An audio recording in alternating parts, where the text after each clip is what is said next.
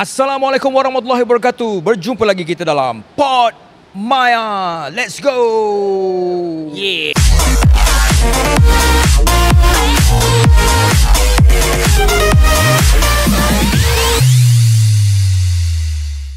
Okay guys, aku Apple seperti biasa. Untuk channel Pod Maya, kita orang memang ketengahkan independent band music Malaysia barang baik yang ada, yang mungkin korang dah tahu ataupun mungkin ada yang baru nak kenal dengan diorang. So, untuk di sebelah kanan aku, diorang sangat-sangat terkenal dengan lagu-lagu art berat. Siapa lagi kalau bukan Margoza. Dia kalau nak diikutkan sebenarnya Begitulah cerita. Okey, baik. Dah masuk gear cepat sangat ni. So, mungkin dalam 4 orang dekat sebelah kanan ni ada yang korang rasa macam macam pernah nampak. Betul, itulah orangnya. So, sebelum kita nak teruskan macam biasalah, soalan klise lah. Mungkin ada yang nak tahu dengan Margoza, boleh kenalkan seorang demi seorang. Nama saya Resha. Saya vocalist of the band. Dan pernah main bass tapi kena kick sebab tak power. Alamak. Confession. Dia ada benda tersimpan dalam benda simpan. Ya, dia sebenarnya dah lama sebenarnya tau. dia nak cerita kat orang dia dah terpendam tu. Dia dah lama nak bagi Dah. tahu tu sebenarnya. Okey. Ngeri dia tendang kau. Sorry doh awak tak power. Okay. Saya Nazrin main gitar dan juga apa benda instrumen yang ada kosong dalam tu lah. Ya. Saya PJ, saya main gitar dan apa yang kosong juga. InsyaAllah Kita kita cuba. ambil bahagian bass tu. Assalamualaikum dan selamat sejahtera. Alhamdulillah. Saya Aiman aka Dude. Ya, Saya selaku pemain drum. Drum. Alright. So, korang pun dah kenal. Welcome to Margoza. Dan kalau korang rasa macam Margoza, apa tu?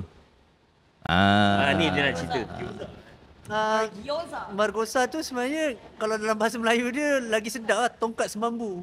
Tongkat. Tak semambu. Semambu tahu tak pokok semambu? Oh, okey. Itu adalah Margoza, nama saintifik dia. Kenapa Margoza tu bukan sebab lah kita peminat makan bawa apa tahu semambu ke apa. Sebab Margoza tu adalah tempat ada satu tempat dekat Damansara tu. Tempat tinggal salah seorang bandmate ni lah. Oh, okey.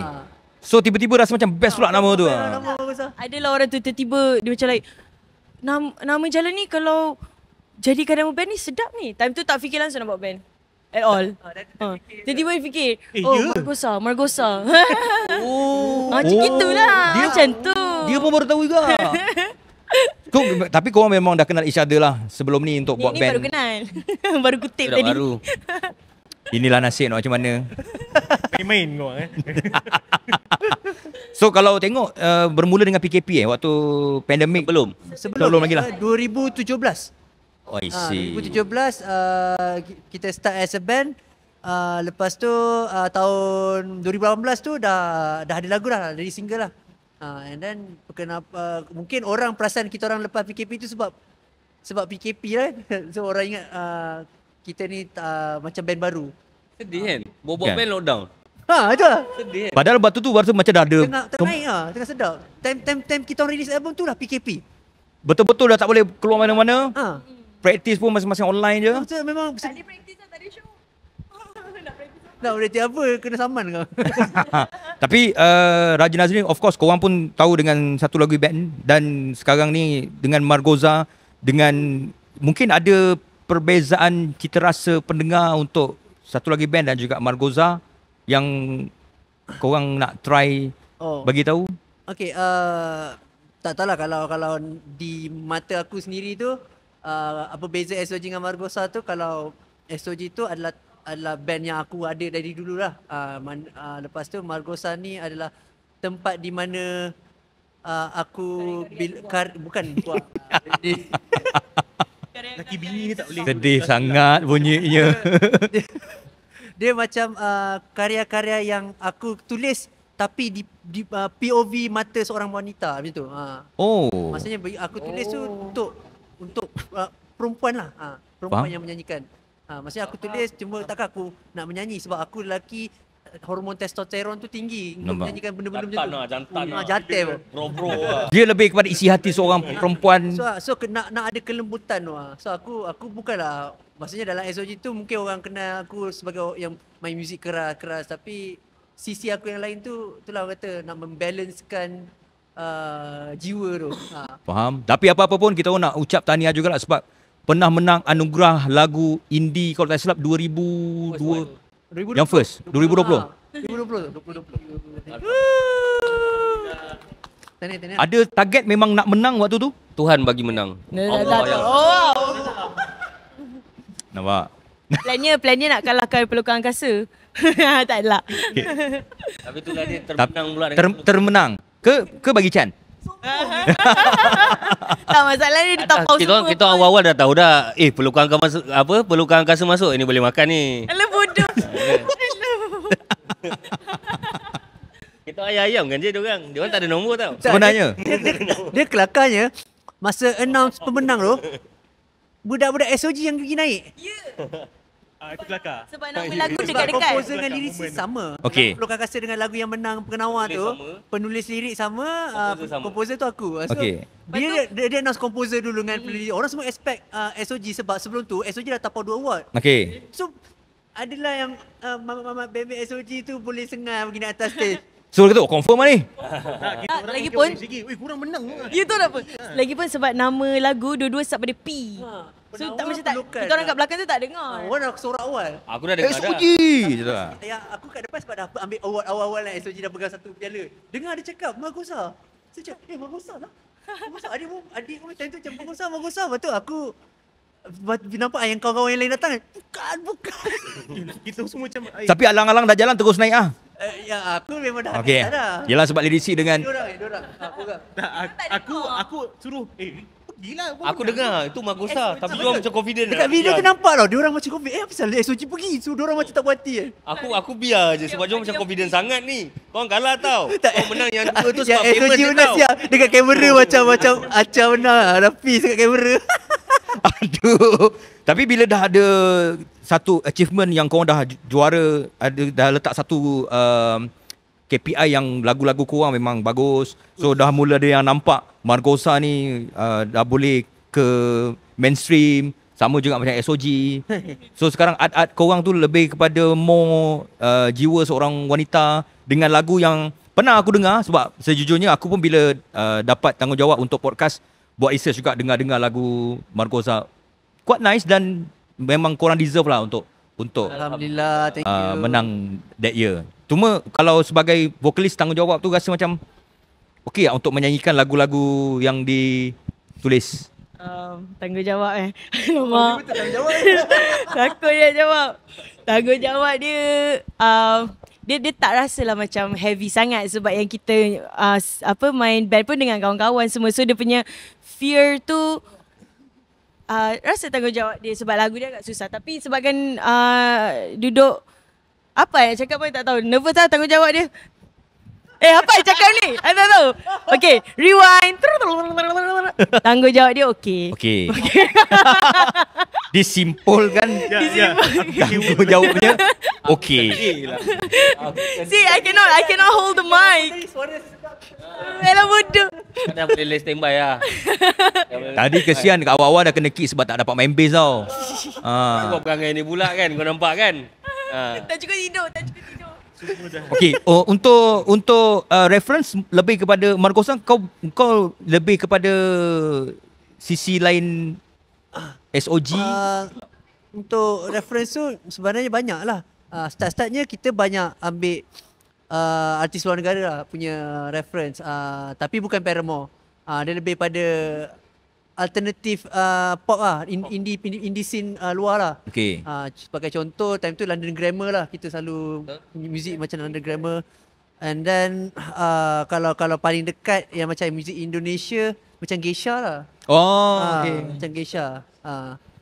Sebab lepas tu bila dia dah bergabung banyak music influence, bila yang ramai-ramai pun dah involve. So dia dah jadi warna-warni lah. Wani di Adi Fitri. Warna-warni di Adi Fitri. Betul. Tapi korang pun dah banyak bekerjasama dengan nama-nama besar juga macam Apple Rosa, penerbit dan juga producer yang mainstream.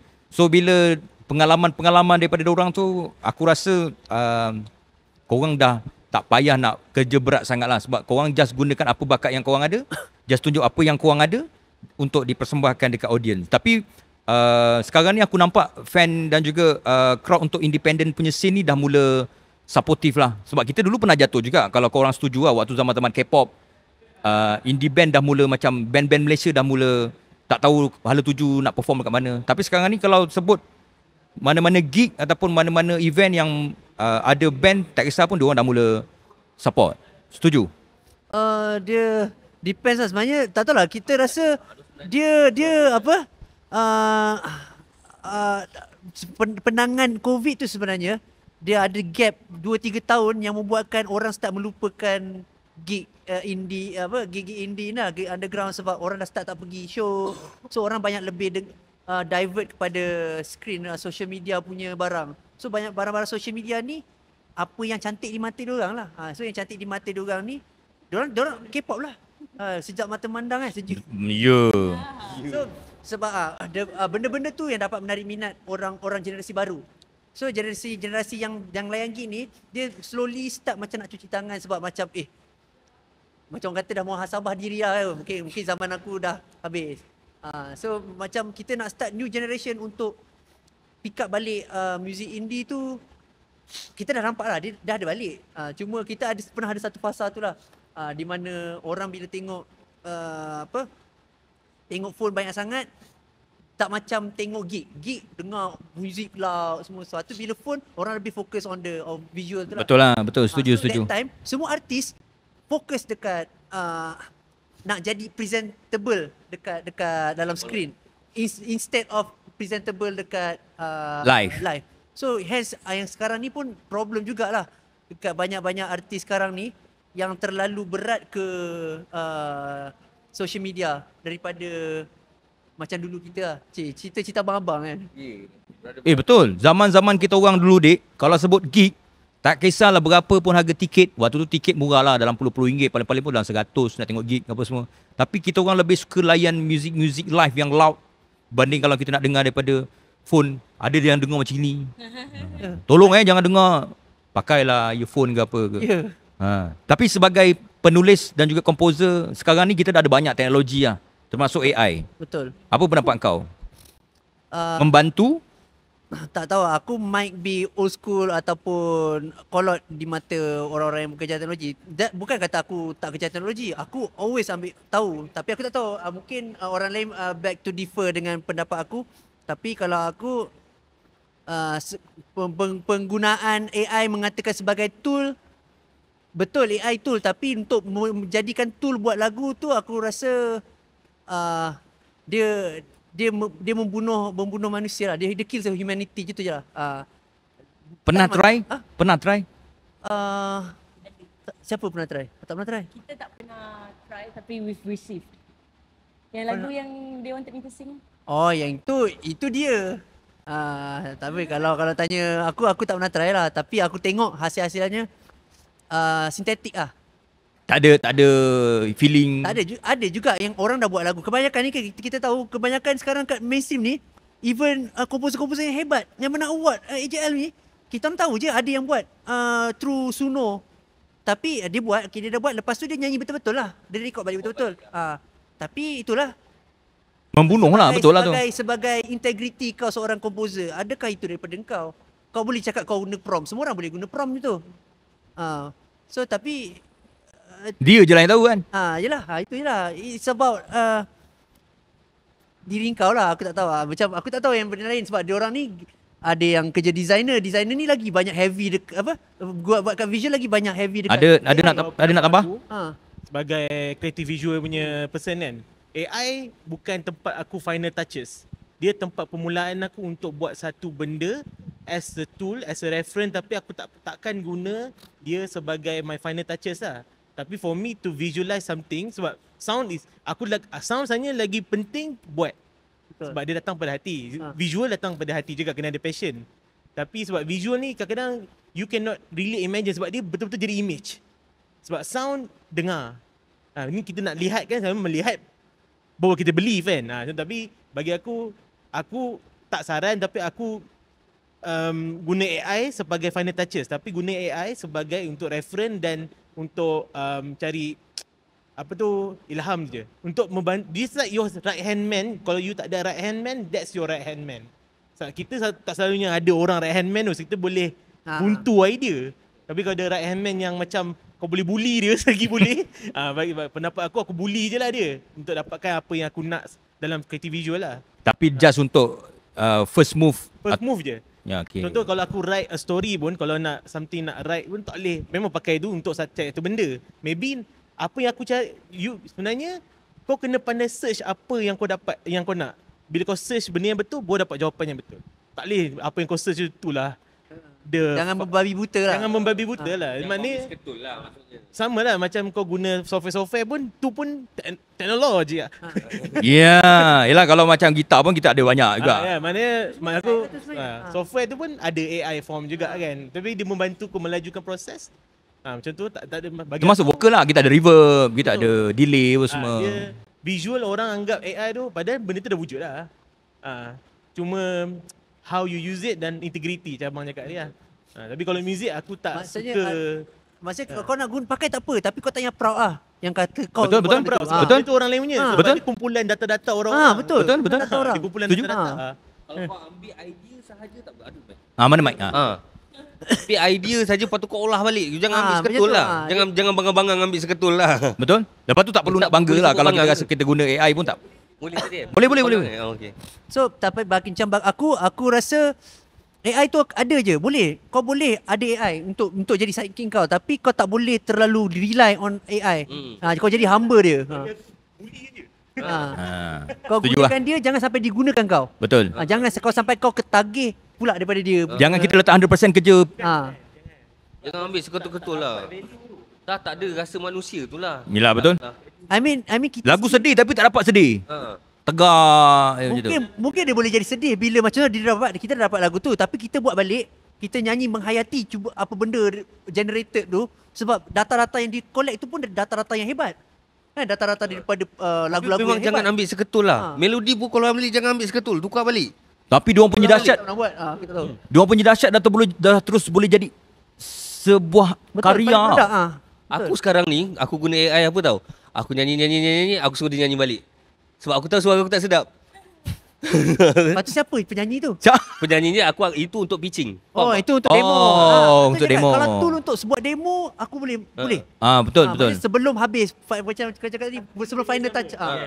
Untuk inspo. Aku tahu kalau aku nyanyi, aku yang hantar demo tu kat pakai suara aku, menyampah orang weh. Guilty pleasure saya guna AI sebab saya tak pandai compose. Saya banyak hakiki saya bukan di muzik, tapi saya passion muzik tu daripada memang mendalam lah. Cuma bila ada benda macam ni, aku macam happy gila. Dia macam shock sendiri tapi Betul-betul bully betul tapi bukan kita nak post benda tu, kita nak publish cakap ni barang aku. Claim. Tapi masalah tak boleh sebab aku ada titik ni bukan barang aku. Cuma aku nak have fun, nak ada benda tu je. Tapi why not kalau kita boleh bully dalam istilah bekerja. dalam lah. Ya, tak ada masalah pun. Resha cerita sikit pasal AI. Macam duduk senang kerja tu kan. Saya pendengar of the band. Sebab tadi awak cakap I'm a awak ada listener. pernah guna kan. Saya bukan guna, saya ada buat like side job whereby orang suruh saya nyanyi lagu diorang, and then that song happen to be lagu dari AI? Oh. So sedap lah tu lagu tu.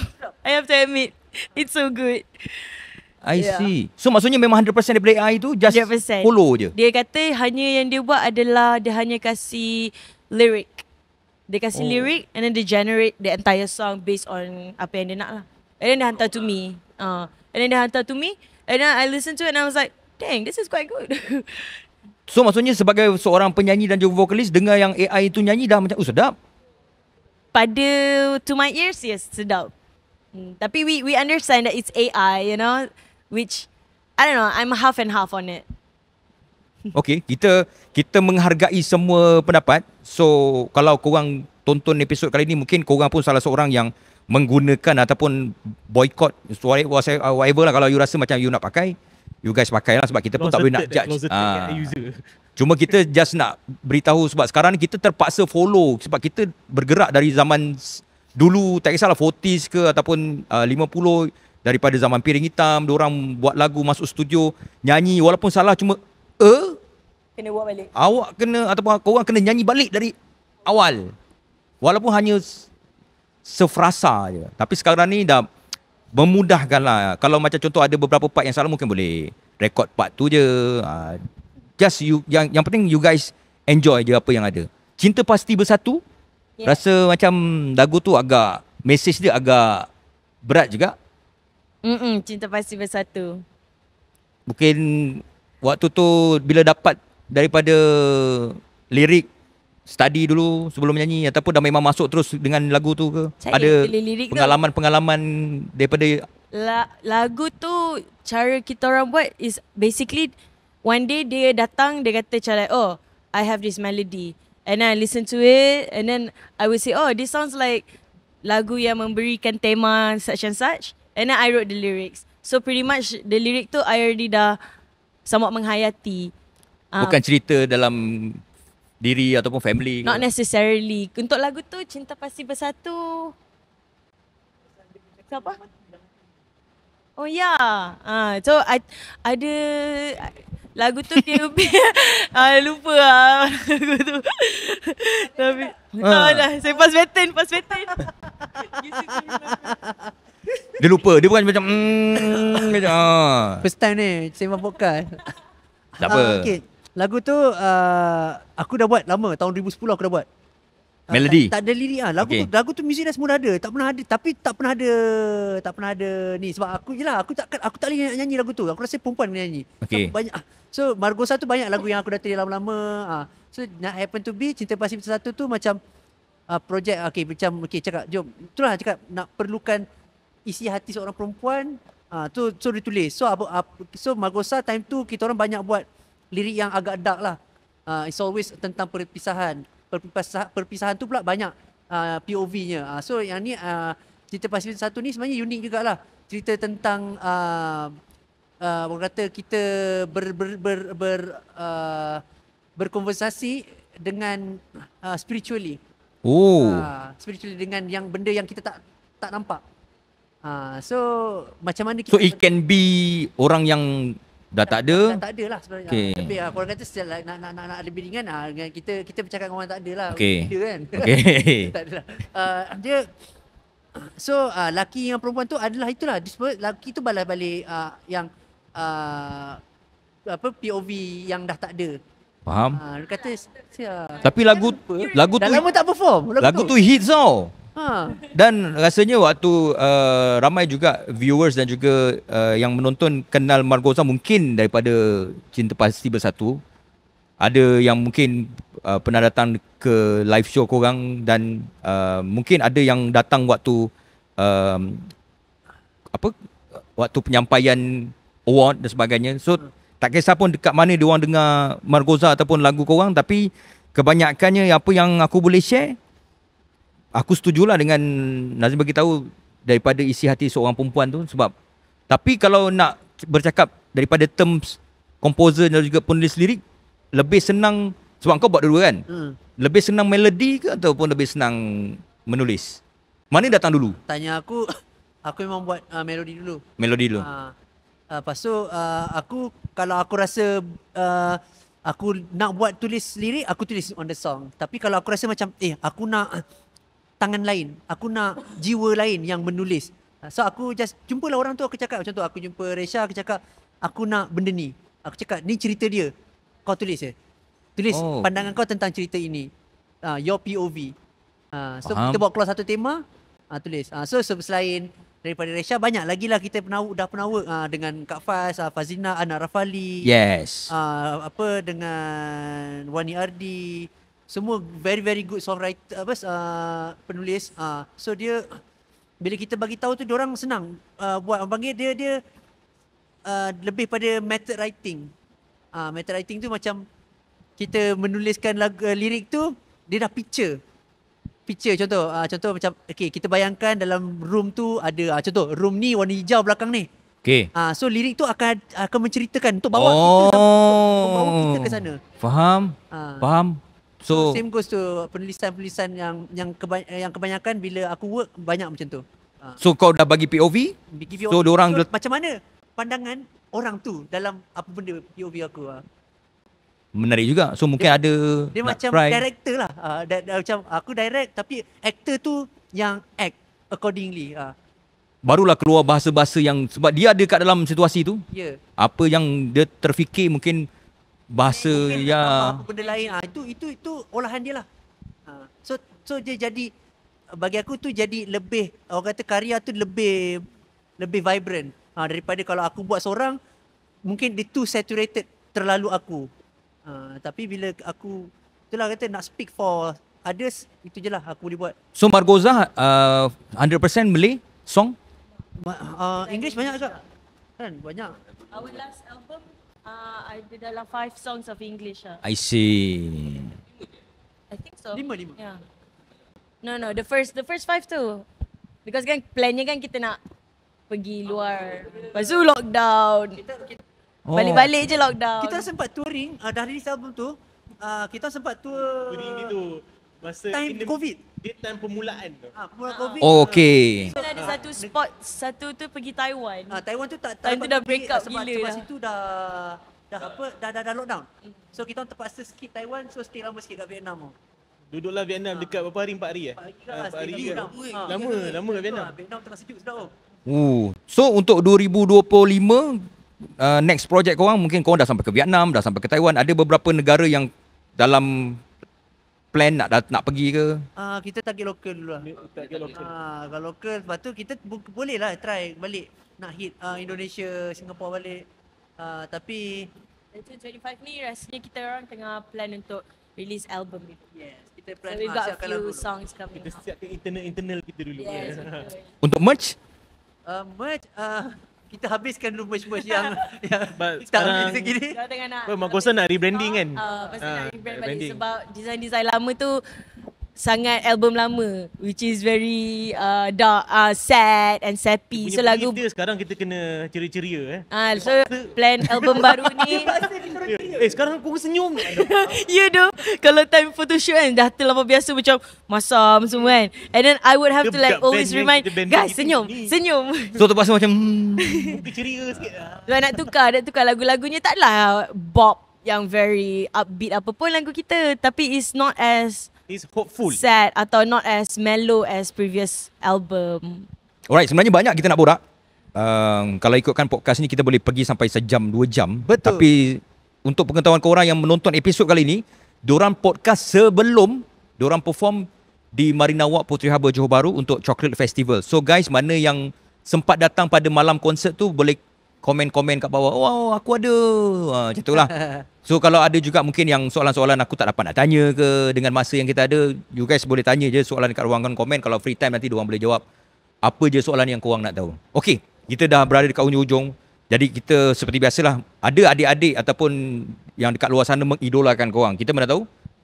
Dan mungkin ada tips untuk adik-adik lepas SPM yang nak jadi macam Resha, nak jadi macam you guys semua, nak main muzik ke ataupun nak menyanyi ke, apa yang you guys boleh pesan dengan adik-adik. Nak Abang. yang terpaling tua, okey. Silakan. Kalau tu tak tu fikir macam ni lah. Kalau aku sendiri untuk siapa-siapa yang macam like ada tersentuh dalam niat untuk main muzik, untuk go berkarya ataupun tak kisahlah niatnya apa, tapi dalam bidang muzik buat je. Kita tak tahu kalau ada rezeki ada. Kalau Tapi mak tak bagi macam mana? okey, satu tu satu situasi yang sangat familiar dan sangat tricky. Passion macam Ni restu mak bapak nombor satu. oh, okey. Dengan adik Tapi kena ingat, kadang-kadang mak bapak ni pada awalnya kita duduk kat Malaysia. Malaysia ni di mana negara yang mak bapak pandang muzik ni ahli muzik. ya, Pantang nenek moyang. pantang. So benda-benda tu memang faham. Mungkin Muzik itu kata kan ni. that's where comes the balance. Kita somehow jangan orang kata patahkan harapan mak ayah. At the same time kita boleh pursue. That's where kau membesar menjadi seorang dewasa. That's how kau balancekan life kau. Kalau jadi. Kalau Tuhan kata jadi. So macam kita orang, rezeki kita orang alhamdulillah dapat berkecimpung kat benda yang kita orang suka. So benda tu bagi aku adalah satu nikmat Tuhan yang kita tak boleh, orang kata tak boleh take for granted lah. Sebab tak semua orang dapat benda ni. So bila tanya balik, apa yang kita orang buat is just do it lah, buat. Jalan. Jangan terlalu banyak fikir apa tak buat. Kalau ada rezeki ada. Kalau tak ada, bukan rezeki kau lah. Maksudnya ada. Mungkin belum. Belum lagi ya. Belum. Benda tu ada je. Betul juga. Mungkin belum tu ada juga. Belum betul. sampai Belum kan. sampai. Belum sampai. PJ, kalau ada orang kejam, buat-buat. Kawan-kawan pula cakap, apa benda lah yang kau buat ni? Bukannya boleh pergi jauh pun. Nak buat apa? Kau sabar je lah. Kita prove them wrong je. Kita tak ada banyak Prove cakap them wrong tu adalah satu weapon yang sangat best. Pernah berlaku? Ada orang kecam? Jangan riak. Betul. Jangan riak lah. Tuhan tu boleh ambil besar. Biar dia nampak sendiri je. Jadi tak ikhlas. Biar dia nampak sendiri je. Untuk kaki pukul, praktis nak kena ataupun nak kena identiti ke untuk seorang player?